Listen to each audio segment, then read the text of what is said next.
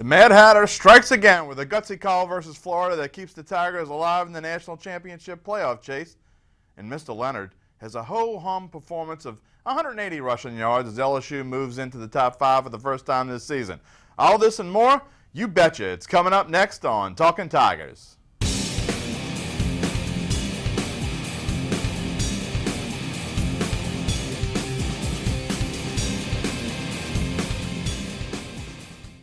Welcome to Talkin Tigers. I'm Jim Derry.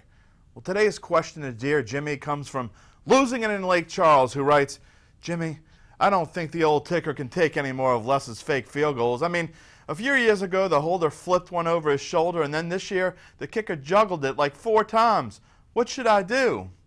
Well, Losing It, you're not alone. Even Les said his heart fluttered with every bobble. I'm not sure what else I can tell you except to get the paddles ready and listen to the Pick 6 segment for more answers. I mean, we do have LSU expert Jarretts Roser on via Skype to help the situation. Jarrett, you there? You got the paddles ready? What's going on? What can we do for this poor guy? Like another fake, another classic for Les and the Tigers. Yeah, and it's funny because I think he probably had, Trent Domang probably had a few 100,000 people waiting, ready to have a heart attack or something with the way he bobbled that thing for about 5 yards. But that's LSU football under Les Miles. You're going to get some of those interesting plays. Certainly the field goal. I thought there was a chance just with it being Florida that we might have one this week, and some of the Florida players said they figured they might see it as well. Well, he said he put in the fake just for this game. What is it about Florida and fake field goals? You think they'd be ready for it by now? Yeah, they knew that there was a chance. One of the players said after the game, we knew playing a guy like Les Miles, this LSU Florida game was going to be one where we might see something like that.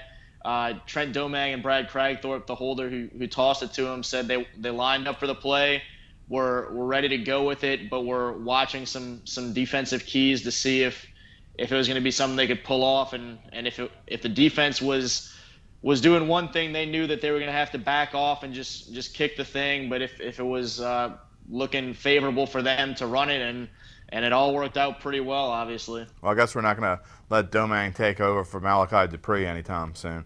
Let's go to number 3. I heard someone say Sunday that Leonard wasn't as good as he had been. I guess technically that's accurate.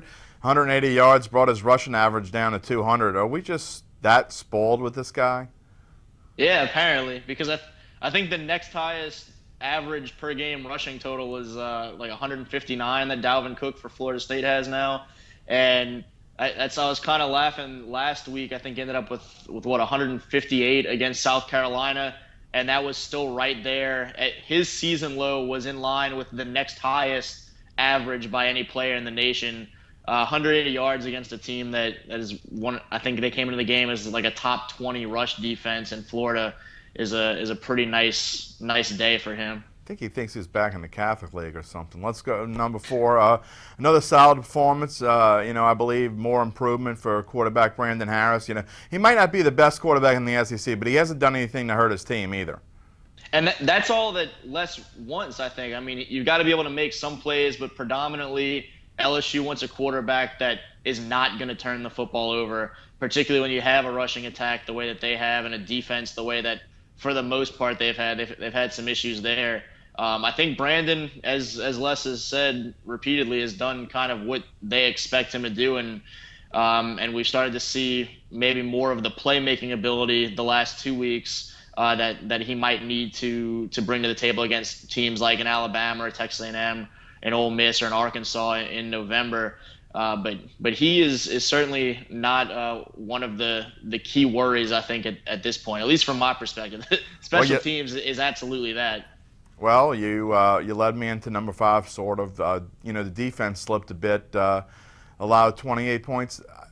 We can't put too much into it because Florida, the offense that they had, I don't know if they were quite ready to be prepared for, looking at a different quarterback and all that. But what's up with the defense? Yeah, and Treon Harris's scrambling ability kind of hurt them a little bit at times. It was an added challenge for them to have to worry about.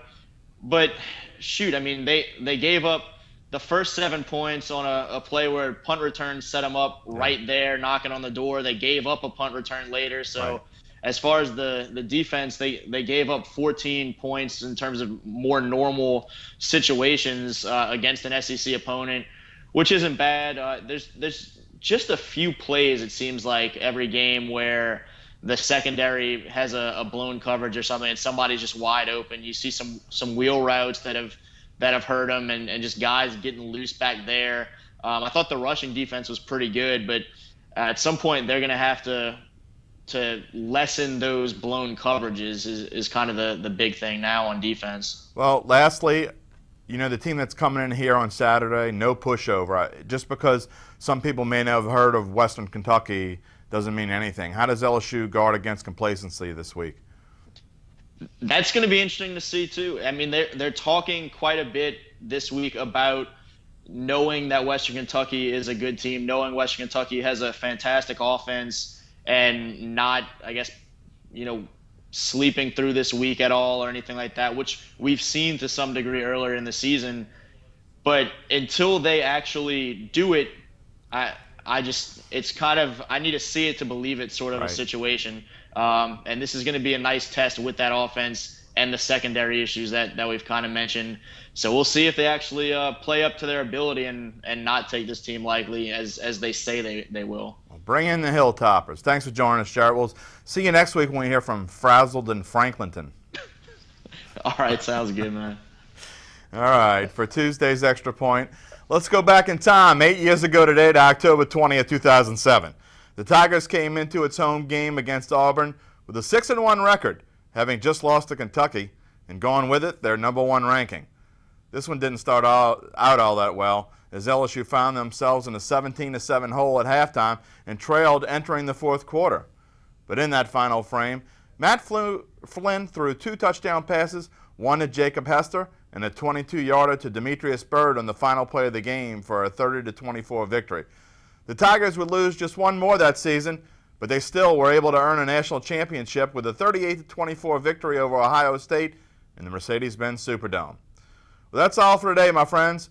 We'll see you on Friday when we talk more about Western Kentucky and maybe just peek a little ahead to the rest of the schedule. Don't forget to vote in our poll and stay away from those fake field goals.